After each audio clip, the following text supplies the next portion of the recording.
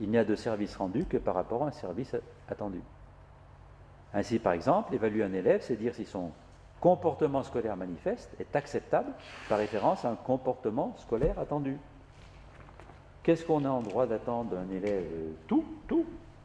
Qu'il respecte les autres, qu'il récite un poème appris par cœur, qu'il lise un texte de plusieurs pages, qu'il résolve un problème de proportionnalité. J'en ai un qui a été posé à l'ancien ministre. J'ai déjà oublié le nom de l'ancien ministre, le précédent. Châtel. On lui a proposé un problème de proportionnalité, il n'a pas su répondre. J'ai le problème, voilà. Bon, Châtel, vous allez redoubler votre cours moyen. Tout ça correspond à des épreuves d'évaluation que j'ai. Voilà. Qu'est-ce que vous attendez? Alors, non pas d'un élève, mais d'une action sociale. La première chose pour l'évaluer, de le dire, de l'écrire. La difficulté étant qu'il y a plusieurs attentes possibles, plusieurs acteurs sociaux engagés.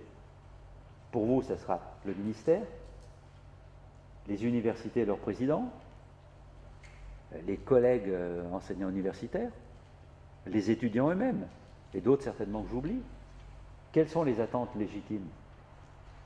Il faudra parvenir à un consensus sur ces attentes légitimes pour évaluer l'action sociale de formation s'inscrivant dans le cadre projet.com.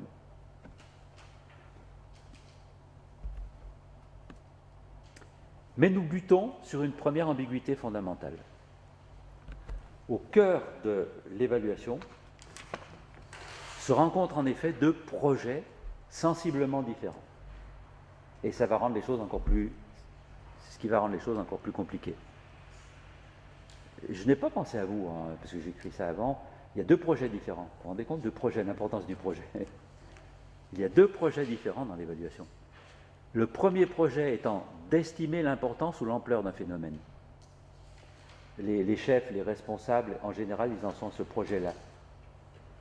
On veut à la limite mesurer. Alors, moi, j'ai proposé, ce n'est pas moi, pardon, c'est Ardoineau et Berger, qui est, bon, deux chercheurs, qui ont parlé d'évaluation estimative pour la distinguer de l'évaluation appréciative.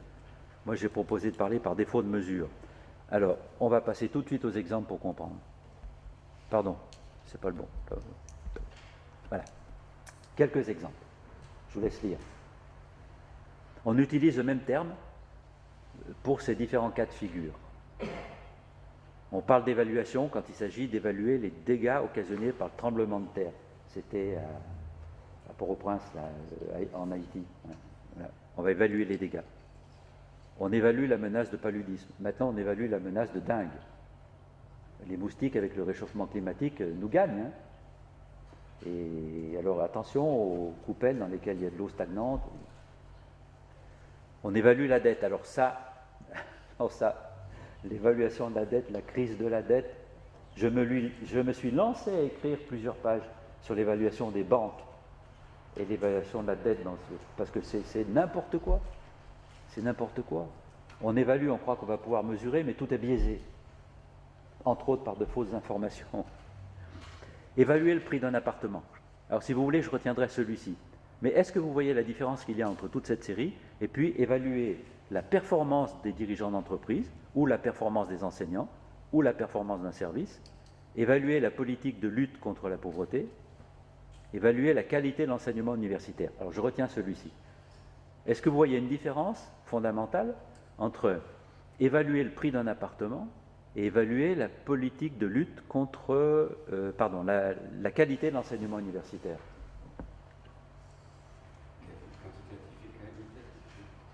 Oui et non. Il est clair, oui, parce qu'il est clair que dans le premier cas, on s'oriente directement vers le quantitatif. Alors, c'est ce que j'appelle l'évaluation estimative. On s'oriente directement vers des constats, vers du quantitatif. On sera dans le domaine de la continuité des chiffres. Et on attend précision, fiabilité, les chiffres doivent être précis, doivent être fiables. Il faut que ça soit juste, justesse. Les risques, on verra tout à l'heure. Alors, donc, je dis oui. Mais oui et non. Non, pourquoi? Parce que... Non, il faut que je revienne aux exemples. On n'est pas enfermé dans le quantitatif. On voudrait mesurer, mais on ne le peut pas. Et c'est ce qui fait qu'il y a évaluation. Pourquoi ne le peut-on pas? On voudrait évaluer les dégâts, mais un, on ne peut pas aller partout, il y en a trop, on ne peut pas vraiment mesurer ça. Et deux, on n'a pas d'unité de mesure. Les dégâts vont être ils ne pourront qu'être estimés en fonction de quoi? Deux grandes séries de choses. Il y a des morts, mais quel est le prix d'une vie humaine? Et il y a des biens détruits. Mais quel est le prix de la maison? Alors, ça revient au prix d'un appartement. On n'est pas enfermé dans le quantitatif, parce que ce quantitatif est bordé de part en part par du qualitatif. Combien vaut mon appartement? J'ai habité 25 ans plus 6, 31 ans à la Villeneuve à Grenoble. On en a parlé récemment avec un président qui s'appelait M. Sarkozy, qui est venu faire un discours à Grenoble, à la suite d'émeutes à la Villeneuve. J'ai habité 31 ans, combien vaut mon appartement? Pas trop, quand on l'a vendu. Pas trop. Pourquoi?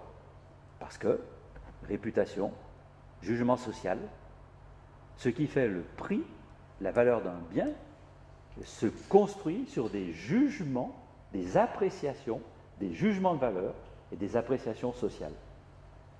Donc, dans le cas de l'évaluation estimative, on voudrait mesurer, mais on se heurte à une double impuissance. On ne dispose pas d'un système adéquat d'unité de mesure.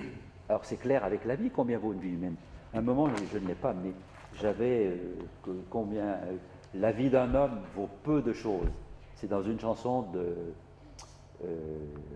c'est pas Moustaki, Le Forestier, à propos de Pierre Goldman, vous savez, demi-frère de Goldman, le chanteur, qui avait été assassiné. Et Pierre est en prison. Il disait, la vie d'un homme vaut peu de choses, et Pierre est en prison. Puis à la fin, il a été assassiné, Pierre Goldman. Combien vaut la vie d'un homme? Alors j'avais sur l'affaire Tapie. Tout dépend, tout dépend. La vie d'un homme, on va l'estimer par exemple au préjudice moral subi par un individu du fait des autres. Eh bien, ça varie de préjudice moral de gens licenciés, je ne sais pas, ça va quelquefois 1000 euros. Hein. Mais si cette personne-là s'appelle Bernard Tapie et l'a subi, je ne devrais pas dire, parce qu'après il va porter... Bon, mais c'est un exemple. Hein. Son préjudice moral a été apprécié. À combien? C'était combien? Des millions de... Je ne sais plus le chiffre, je n'ai pas amené là. Mais ça frôle les milliers, voire les millions d'euros. 300 millions. Non, mais c'était 40 millions d'euros, je crois, le préjudice. En tout, c'était dans les 400 millions. Oui. Mais le préjudice moral, alors combien vaut la vie d'un homme? Les tribunaux se penchent sur la question, on ne peut pas mesurer. On n'a pas d'unité de mesure. Et deuxièmement, on ne peut pas appréhender la totalité de l'objet. Alors, je parle sous votre contrôle. Il y a beaucoup de scientifiques ici. Pour mesurer, il faut pouvoir saisir un objet, en quelque sorte dans sa totalité, et lui appliquer une unité de mesure. Mais, par exemple, ma vie, on ne peut pas la saisir dans sa totalité. Combien de temps me reste-t-il à vivre? Je n'en sais rien. Il manque le bout. Je ne peux que l'estimer en fonction de mon état de santé, mes parents, etc. Mais je ne peux pas la mesurer. Donc, quand il y a évaluation, on est dans ce cas de figure, même pour l'évaluation estimative. Il y a nécessairement de l'à peu près, du jugement, du qualitatif, dans toute estimation, même la plus quantitative. Sinon,